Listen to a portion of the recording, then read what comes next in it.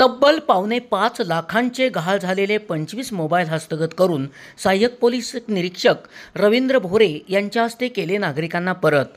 उंब्रज पोलिसांची उत्कृष्ट कामगिरी। उंब्रज पोलीस ठाणे हद्दीत होणाऱ्या मोबाईल चोऱ्या लक्षात घेऊन सदर मोबाईलचा शोध घेऊन नागरिकांना परत करण्याबाबत उंब्रज पोलिसांना सूचना देण्यात आल्या होत्या। या अनुषंगाने सहाय्यक पोलीस निरीक्षक रवींद्र भोरे यांच्या आदेशानुसार गुन्हे प्रकटीकरणचे कॉन्स्टेबल मयूर थोरात व इतर पोलीस अंमलदार यांनी सायबर पोलीस ठाण्याच्या माध्यमातून तांत्रिक माहिती प्राप्त करून सदरच्या गहाळ झालेल्या मोबाईलचा शोध घेतला। सातारा, कोल्हापूर, सांगली, पुणे, रायगड जिल्ह्यातून एकूण 25 मोबाईल हस्तगत करण्यात आले। सदरचे मोबाईल उंब्रज पोलीस ठाण्याचे सहाय्यक पोलीस निरीक्षक रवींद्र भोरे यांच्या हस्ते नागरिकांना परत करण्यात आले।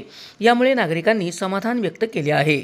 मोबाईल शोध मोहिमेमध्ये अशाच प्रकारचे सातत्य राहील असे रवींद्र भोरे यांनी सांगितले।